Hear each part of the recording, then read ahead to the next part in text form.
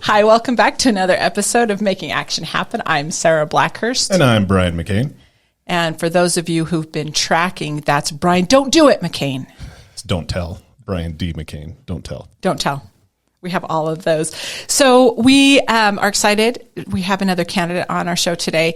But before we get into a deep conversation with Lang Sias, who is running for the treasurer, we have a couple of updates that we want to make sure that you're aware of, especially with regard to the veteran stuff. Yeah. So last week, Director Kilmer of the Eastern Colorado Healthcare System, basically the VA director for the hospitals on this side of the mountain and clinics and what have you, he's hosting town halls. So he's getting out to the communities quarterly and meeting with local elected officials, community members, veteran advocates. And where it stands now, Fremont County, they're serving 2,500 veterans. They do not have their own VA clinic, and he's going to move forward with that, I believe. The paperwork has not been filed yet. So one thing that is Action 22 we're asking is if you live in Fremont County and you would like to see your own veterans clinic there so you don't have to drive to Salida or Colorado Springs or Pueblo, please contact your elected officials on a federal level. So that would be U.S. Congressman Lamborn and Senator Bennett and Hickenlooper and say, hey, we need a VA clinic here in Fremont County. With the population now, it basically allows for 2 full-time, full care teams. So that's, that could be a doctor or a PA along with a nurse and a caseworker or administrator, I think is how it works. So he's going to put it in, so he says, and I believe him.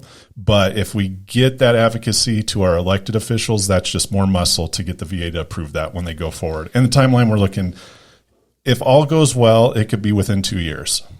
So what they need to do is send a letter or just reach out? Or what do they need to do? Send a letter to, you could do it to the local offices here. Senator Bennett has one in Pueblo. Hickenlooper has one in Springs. And then obviously Congressman Lamborn is in Springs as well.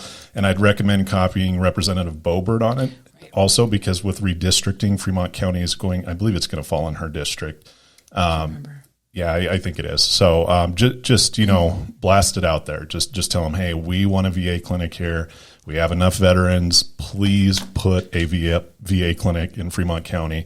Now, they haven't decided on the site. You obviously have Florence and you have Canyon City. They don't know if they're going to build a new one or lease a facility that's already in existence. But again, this is just the initial steps, and we could have a VA clinic there in 2 years. So we've just learned from recent activities that your voice really does matter on this. It really does make a difference when you let them know what you're wanting or what you're looking for. And Director Kilmer is just an amazing man. And with his team, he's really working hard for this. So if he's going to put himself out there to go up and ask for that to happen in Fremont County, the best thing that you can do is to support that ask. And you can do that just by letting your congressional folks know. If you, for some reason, can't or don't know how to get that contact information, it's all you have to do is Google it. But if you're still having trouble, let us know at show@action22.org and we'll help you guys out with that. So anything else? That's what I have. Okay. All right, so let's get into our conversation with Lang. Lang is running, as I said, for treasurer. And of course, we had Dave Young on a few weeks ago, so we were really happy that you reached out and wanted to do this as well. It's been interesting for the last little bit as you get into more of the drama of elections, that debates and having these conversations with not just our listeners, but with the people that are voting, that it feels like the conversations sometimes get hijacked. There's a lot of back and forth. You don't get to know the candidates as well as you might like. These are the people who you are going to be selecting to represent you. So we've felt the need, the pressure, that the thing that we can do to best serve all of you is to continue to have these conversations that are just genuine and real, in an unsanitized, unstructured, just who all of these folks really are. And then let you know so that you can make a decision, not based on whatever media outlet says this is what happened or that's what happened or however, but genuinely to have this discussion. So we really appreciate, that's a scary thing for these candidates to not know, are we going to do gotcha? Are we going to have it, they want to know everything so they can plan it out. So being brave enough to have an actual conversation really is a big deal, and it should indicate to you and all Action 22 members. Of course, Lang is an Action 22 member. That's what we do for our members. But as the members who are listening and other people around the state, just be aware that this is kind of a big deal for them to run, but to have these conversations in this manner, and we applaud them for doing that. So let's start with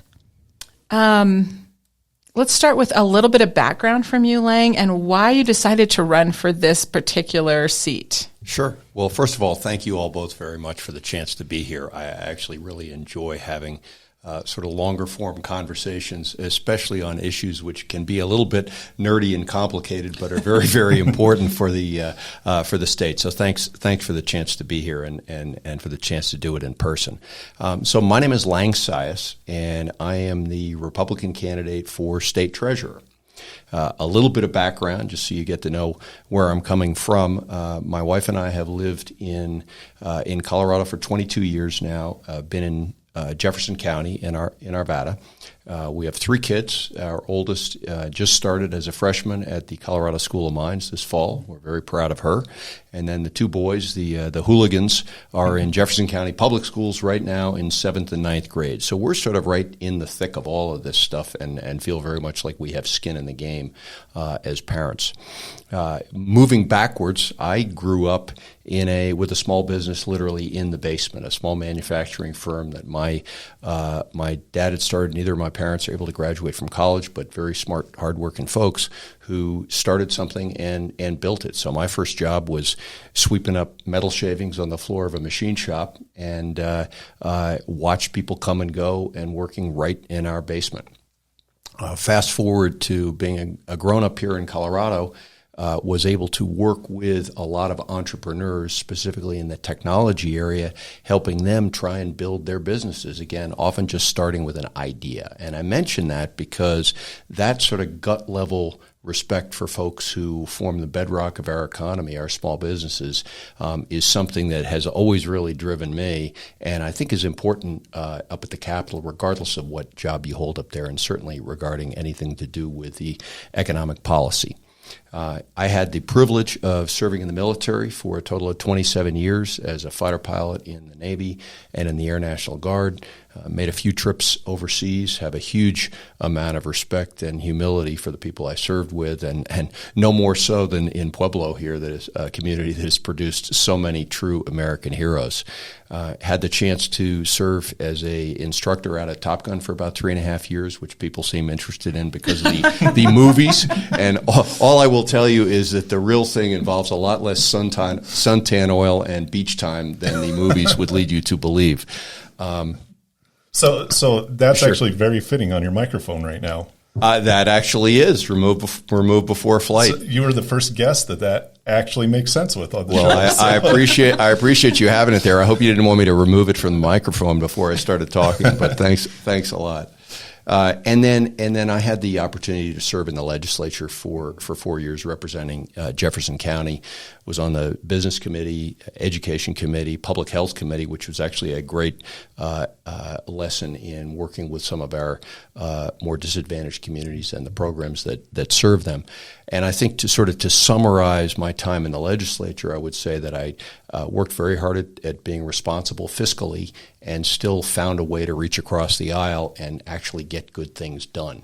Specifically, we got first in the nation pro-school choice legislation passed because I think all kids are different and parents deserve to pick a school that works for them within the public school system. We worked on healthcare transparency, frankly, some predatory practices that just weren't fair. And then finally, and probably most relevant to this job, in 2018, I was one of a bipartisan group that got together to do some much-needed, frankly, emergency reforms to our public pension system, PARA, which was really in a very, very bad way. And I think we did that in a way that was both protected and preserved PARA for its members and was also fair to the taxpayers. And we'll probably talk a little bit more about PARA. I'm running for this position, A, because I have a passion for service and I find the issues interesting and I think I have a very relevant background to them, and also because I think it is time to restore some balance to our statewide leadership on economic issues. Frankly, I think as we all know here, Colorado leads the nation in some measures of inflation here over the last year and a half, whether it's in transportation or housing or food or energy. This is not where we want to be number one, but in fact we are.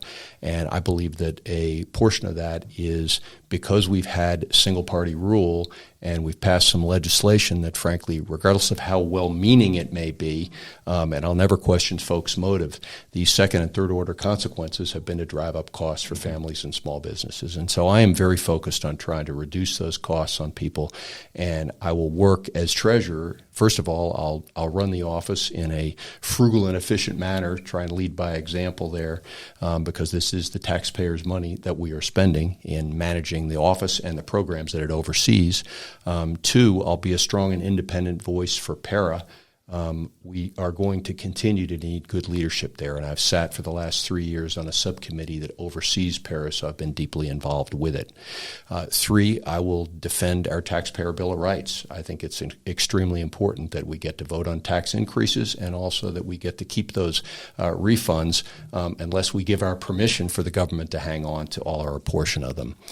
Four, I will work very, very hard to see that we do cost-benefit analysis of the legislation we pass and the rules that are made, because, again, we need to know what the indirect consequences of these pieces of legislation are. Often they have costs that are very, very significant for people and small businesses. And finally, I want to see us judge ourselves not just by how much money we spend on particular areas, but how that money is being spent and what are the actual results that we are getting. And we can talk about that a little bit more maybe in the education space.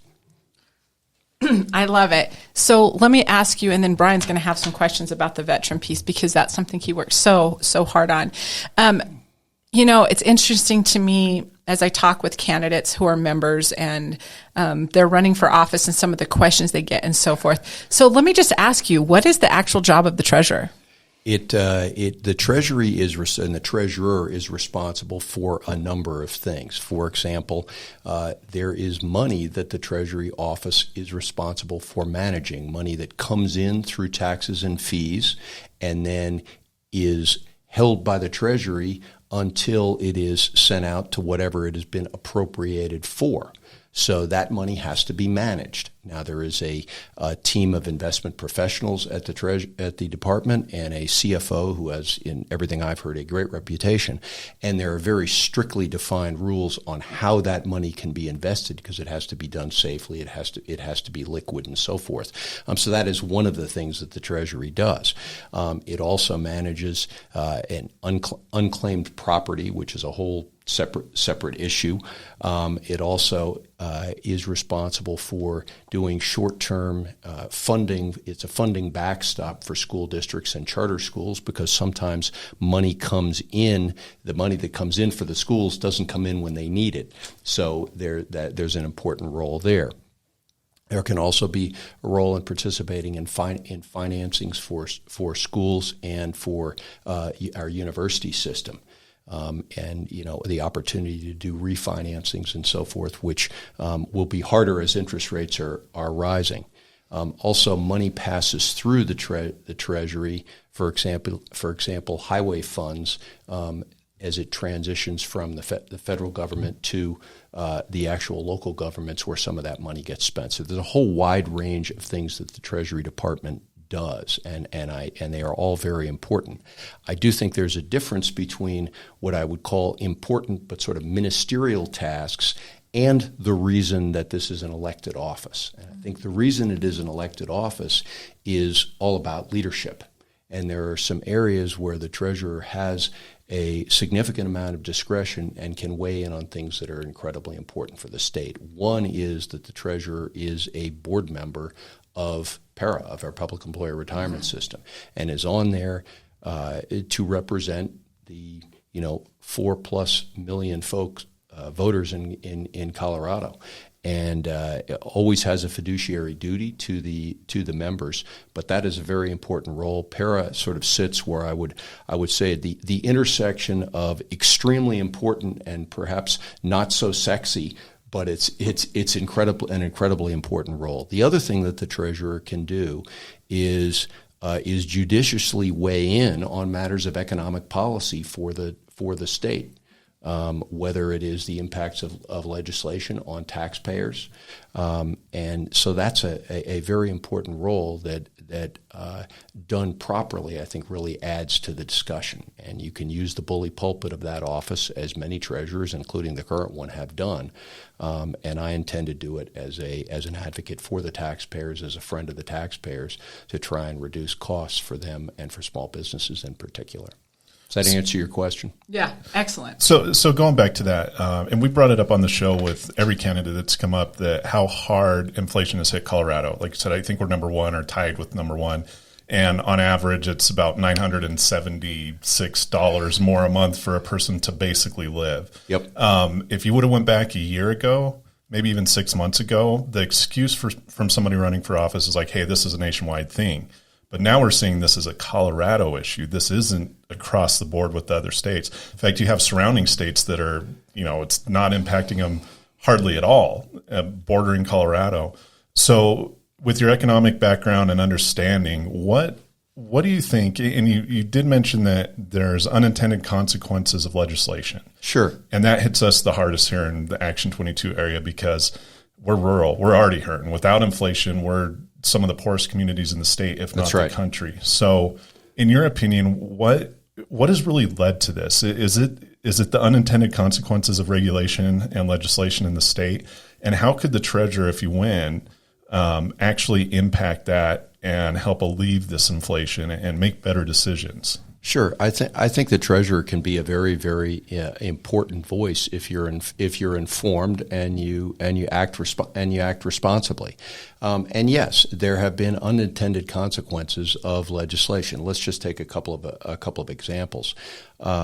We have green building codes now, which I don't doubt the sincerity of the folks that passed this, but independent, nonpartisan analysis is now showing that those are going to drive up the average cost of a home by between $12,000 and $13,000 and much more in some cases. And, that is not, we have a serious affordability problem in housing, availability problem in housing. Is that really what we needed to layer on top of that at this time? We've also seen a massive transportation bill that was passed, and I would argue that it was done very cleverly to avoid a vote of the people. We got around our taxpayer Bill of Rights to pass it. It includes 11 new fees and 4 new enterprises in order to generate money, 40% of which, according to the Denver Post, is not actually going to be spent on roads. Now, again, we can have a discussion about whether that is good policy or not, but the bottom line is it's having an impact on people's ability to afford just doing the basics of life, putting gas in their car, getting to work, and so forth. And there are a number of other examples, whether it's an energy policy, healthcare policy, housing, labor, and so forth. But I think it is a mindset that has put ideology over actual cost-benefit analysis to try and figure out what is best for folks, especially people in our rural areas and folks that are really hurting.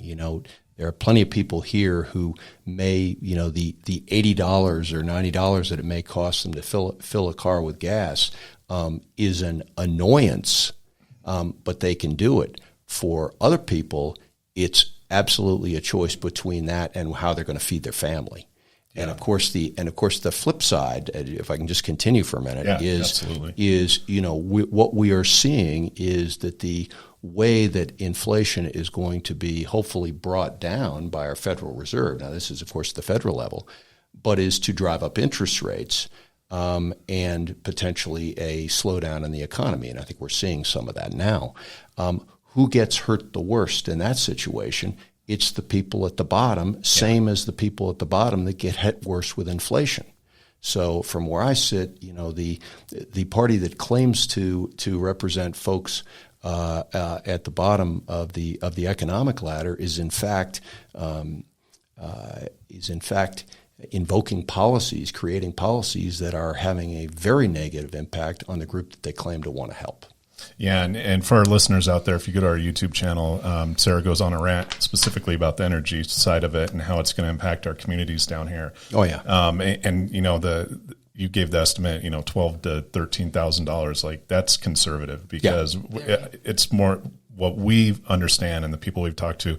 We're talking $20,000 for families that live on an income, $32,000 a year. Right. And that's just, again, go look at our rant on YouTube. It's absolutely brutal. And you can look back at the legislation that was passed in 2019 regarding energy. And what that essentially did was remove economic considerations and cost-benefit analysis from that whole process. Mm-hmm. And I don't think there's anybody that doesn't want we all want an environment that is clean and safe and getting cleaner and safer all the time. No dispute there whatsoever. We also want, and I think need, a reliable supply of affordable energy because we have to live our lives, run our businesses, and so forth. And so good policy should be seeking to find a place where those two intersect. And we may disagree on where exactly that is, but if we're all motivated by seeking that balance, we're going to get to a pretty good place. But when we take one of those off the table, that's when we're going to be disappointed both in quality and in price. And you have a record of bipartisanship to find solutions in state legislature, if I'm not mistaken, correct?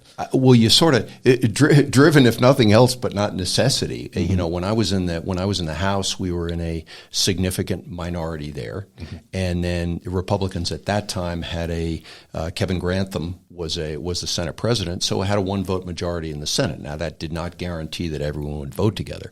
But the fact that there was that balance was actually pretty helpful. I would have to work as a House member. I'd have to have a plan for how I was going to get a piece of legislation, assigned to the right committee where I was going to get a fair hearing, through that committee, passed on the floor of the House, obviously with a bunch of Democrats in agreement, and then have a plan to get it through the Senate and get Governor Hickenlooper at the time to sign it. That's a bit of a challenge, mm-hmm. but that's what you have to do if you actually want to get something done in a state with balanced leadership. We don't have that balance right now, and I think a lot of the legislation that has been passed that has these second and third order consequences passed without a single Republican vote. And so there is not the dialogue and the compromise that you would look for in a state like this. It's just not happening right now. So one of the things, and that it's wildly important, and by the way, I think that for somebody that's in your position or that is running for that position has to have is that history of functioning in the legislature. The reason that it's so important in Colorado is because Colorado is unique in its fiscal policy, and it's all around that taxpayer bill of rights that we talked about, or you hear it a lot said TABOR. Talk a little bit. Tell us what TABOR is and what that looks like. Well, as you all know, it would take a longer discussion to go through every nuance. But the essential pieces are that, first of all, if we're going to raise taxes, that we have to ask the voters' permission, and second of all, that the growth of government is limited to inflation plus population growth. Mm-hmm.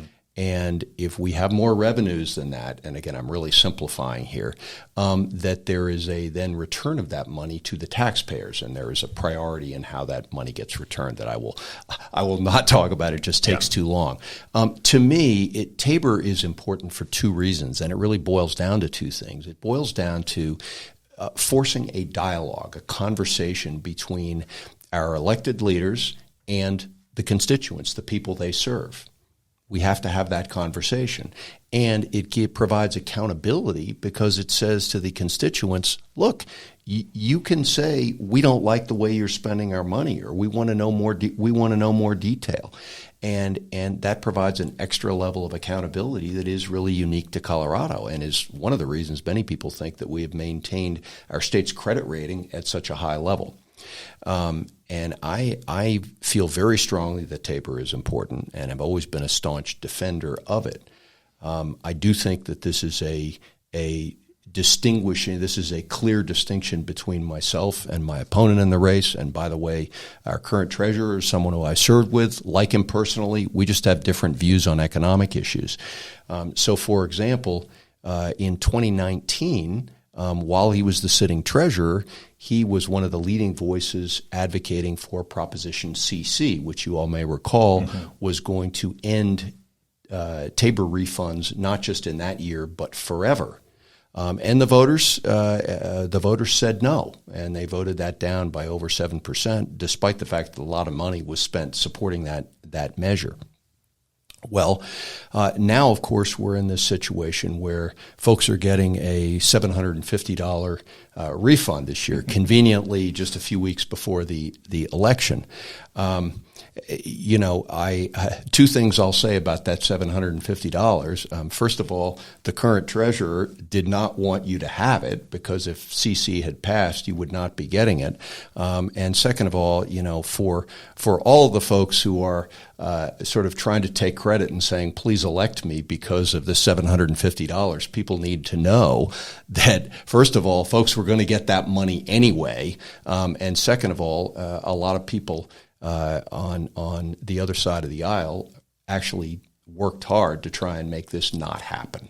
And so I think that's a very clear distinction between us. And another thing about that $750 is, Brian, as you mentioned, that only gets you part of the way to covering the monthly costs that you are paying as a result of inflation over the last year and a half. So it doesn't get you anywhere near to even. Yeah, and as somebody that drives about 100 miles a day to drop kids off to school, that's a big one. And you're right. We do the same. Not 100, but it's a lot, and you watch the gauge go down pretty fast. Yeah, it's tough. And I appreciate that. And as you know, Action 22, we don't endorse political parties or candidates at all. We're looking at this from an Action 22 perspective. But I understand that there is a need for balance. And with balance, I think it opens the dialogue. You could get more done with balance to hear the perspective of the others. And honestly, some of the elected officials from our region, they don't always side with their counterparts up in Denver because they have a different view of it. And that's where Action 22 is lucky because, we're 99.9% in agreement when these issues come to the table, no matter party or affiliation at all here. So. Yeah. No, and I certainly saw that in the legislature.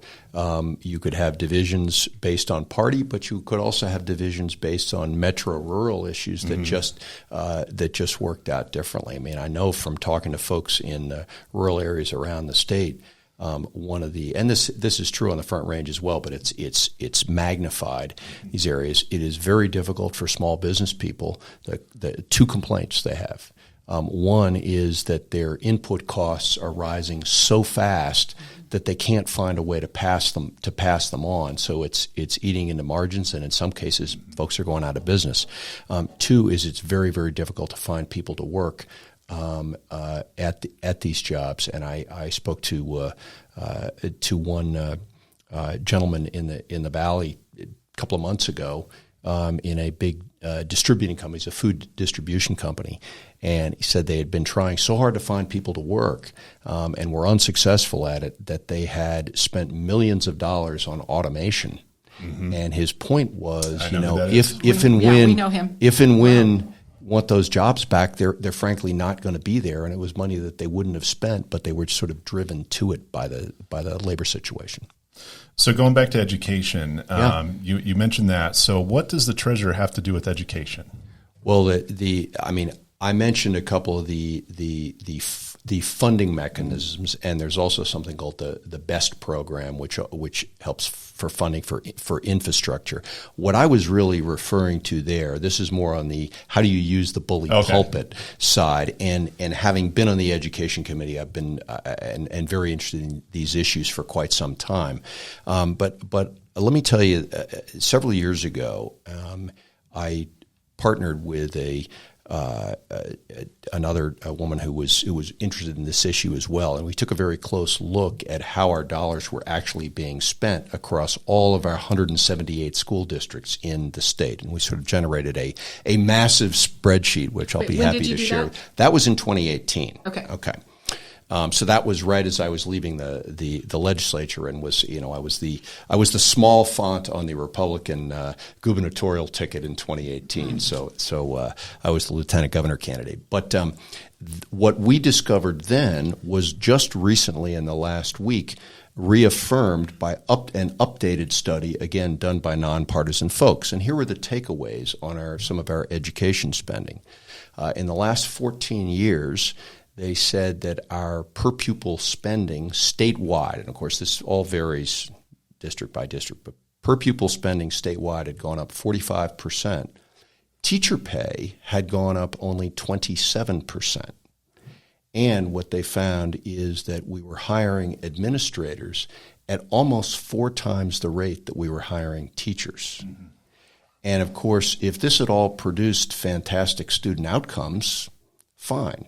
But statewide, from among our third graders, only about 40% of them are reading and doing math at grade level, and those numbers are far worse in certain areas. You have to check district by district. So the reason I mention this is that, we so often talk about, well, we're spending this much or that much on education, healthcare, transportation, or whatever, and that's important. But we also need to look at what we're spending that money on and what are the results that we actually generate. And I would be willing to bet that the group of people who knew intuitively the numbers that I just told you are the teachers, who ought to be extremely well paid. And when we did that study in 2018, we looked back and said, well, what if the administrator growth, and we did it specifically with district level administrators, what if that administrator growth had been parallel with the student growth and the excess compensation were divvied up among the teachers? And I'm doing this from memory, but I think the number was in 2018 dollars, every teacher would have gotten an average increase in compensation of about $2,600 a year, which, if you use $50,000 as a baseline at the time, that's over a 5% raise. Yeah. So I just throw those numbers out there, but I think it illustrates the point, and I think that the importance of looking at how we spend our money and having clear, measurable objectives and then measuring ourselves against those is going to become increasingly important if we hit an economic downturn and if we see a budget crunch, which I think we're probably going to encounter here going forward. Yeah, and that's kind of what I was going for. It's as the steward of the money, you're in a position to actually look where it's being spent and spent effectively, correct? Well, you are, and there are resources that you can use. I think there's plenty of data available. It's just a question of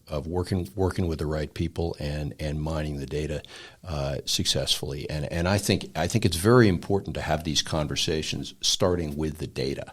Yeah. And if somebody sees a problem in the data you're working with, well then let's agree on it. But it tends to dial down the temperature of the conversation. Yeah. If you start with measurable data and then work from there. And one thing that you mentioned, and we don't want to turn this into a 20-hour conversation because it would probably take a week to get through it, para. Yes. So there are so many people in Colorado tied to para. I even have a para retirement account that I was unaware of just because I worked for the state for 4 years. You know, what do you think going forward? What would you do with para? I know over the years, specifically about 10 years, there's kind of a shakeup with it a little bit. Give me some solutions for that. I'm going to tell you, before you do that, my husband is a teacher. Uh-huh. So what you are about to say is really, really, really important. It's going to ricochet around. It's going to ricochet around your kitchen table. Yeah. Well, for anybody who really wants to do some research on this, there are a couple places you can look. one, there's an annual report put out by Para itself, which you can read.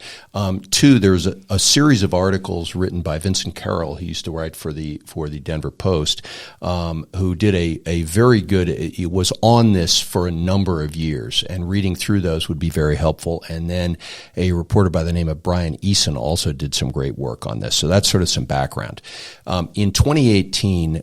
And yes, there is a history to this, and we could spend some time talking about it. But in 2018, Para was at the edge of a cliff, and there are very, very few things in the legislative world where the patient is literally bleeding out on the table. This was one of those, and so. Fortunately, there were a group of folks in the legislature, Republicans and Democrats, and I give huge credit to the people on the other side of the aisle who were part of this. Wouldn't have been able to happen without them. And we were able to put together a compromise in which not only did we make adjustments that put it on better footing, but it included some what are called adjustment mechanisms so that if Para gets off the trajectory to, this is all based on it being 100% funded on a 30-year timeline by 2048. If we get off of that, and we have a couple of times, then these adjustment mechanisms kick in, and they require sacrifices and contributions by the members themselves. So undoubtedly at your house, you've looked and seen that the contributions have gone up. Also for employers, so think school districts and other government entities, so the taxpayers. Retirees have seen their COLA adjustments go down. That's a big impact. Yes. And one important part of this is that the state legislature was responsible for putting $225 million into Para every year on a straight line. One of the big challenges, and we saw it this year, is that $225 million. In 2020, that was suspended due to budget worries. Well, the subcommittee that I sit on made a recommendation, and legislation was proposed that would have made up in this past year, when the state was pretty flush with cash, not only the $225 from 2020, but the time value of that money. Para is all based on time value of money. Well, there were a lot of back and forths, and the bottom line is that the legislature did not ultimately follow through on that. And we just saw numbers that by 2030, Para will be $200 million shy of where it should have been if we'd followed that 2018 reform legislation. So when you ask me what is important about this, the first thing is holding the legislature's feet to the fire to make sure that they continue to put in the money that they are obligated to under that legislation. And I am very concerned because in a year where we were flush with cash, we were not able to come up with a plan to continue doing that. And money and I think it would have been a place where we could have used some of the one-time dollars we have to benefit our members going forward. So that's one big issue. Two is we need to continue to look at the actuarial assumptions because people are living longer. That's a great thing, but you still have to stretch the dollars further. And then I think also some more candid conversation with para members about what's going on and why is helpful. Because the more conversations I have like this with people, and they can get sort of complicated and nerdy, the more people start to understand why we're doing what we're doing. But I am very, very committed to keeping para strong and stable for its members, and doing it in a way that's fair to the taxpayers. I mean, I could go on, and I apologize, but hopefully that answers at least some of your question. Along that vein, one of the biggest concerns that I've had of late with regard to how that money is managed is that there's some pressure put on how and where and who to invest with based entirely on a political position or a political, not even a policy position, but rather an agenda position. Political lens. Thank you. Yeah, and it's a very, very important subject, and you're right. I believe very strongly that fiduciary duty matters, and that is a duty to maximize the benefit, the long-term financial sustainability of para for its members, and that's a fiduciary duty that I'll have and every other board member has. I agree. Para does have a policy right now that financial sustainability predominates over everything else. And I believe we should not be bringing social and political issues into how we invest our money or into the investment managers that we hire. I think it's just incredibly important for PARA and for other money that the state manages. So as we're getting ready to wrap up here, why should people vote for you? First of all, I think I've got a commitment to service, which you can see, and the necessary background and experience, and frankly interest in these issues. And finally, I do think I have a record of delving into the details, and that I will work across the aisle, but I will restore some balance to our statewide leadership on economic issues, and we simply just don't have that right now. And where can people find more information about you? My website is Sias for Colorado, so it's SIAS for Colorado.com. Love to have your support and appreciate your interest. Thanks, Lane. We appreciate that. A couple of housekeeping things. So our Action 22 annual meeting is happening on the 21st and 22nd of October. It'll be here in Pueblo at Water Tower Place. It's going to be, we want to do it a little bit different every single year. It's my weird competitiveness with myself that I want it to look and feel a little bit different than everything else you see. So we're going to have some really great speakers that you're going to be surprised and inspired by. And then, of course, we'll have, the ones that we usually have. But mostly it's going to be people you haven't heard from before. We are going to do a ballot measure debate. We're not going to do regular debates. And for our candidates who are running for office, who are Action 22 members, we're actually going to do kind of a candidate expo. We're going to give you a chance to introduce yourself to everybody, but we're going to give you a chance to actually interact with the members who attend. So that's coming up then. And then we have a kind of a cool surprise for you on Friday night, because our meeting goes from noon to noon. On that Friday night, we're all going to go to the hockey game here in Pueblo together, to the Bulls hockey game. And so it's going to be a lot of fun. I'm, ever cognizant of, by the time we get to that point and the ballots are just out and everybody has voter fatigue by then, that we're all going to come together and have some fun together and actually have conversations that really matter. It's not a soundbite event. So that'll be, again, the 21st and the 22nd. Tickets go on sale for that. If you're an Action 22 member, they'll go on sale later this week for that. And so you can just go to our Action 22 website, or you'll also be getting, if you're on our email list, you can get that. What else? The website will be updated this Thursday, which is probably when you're listening to this now, so it should be updated now. Just the quick disclaimer that I say every show that I always forget. Action 22 does not endorse or support candidates. What we do is support our members. So if you are an Action 22 member and you're running for office, this is an open invitation to come on our show. Just email us at show@action22.org or call one of us. I'm sure you have our contact info. Come on, tell us what you're about and why people should vote for you. We appreciate it.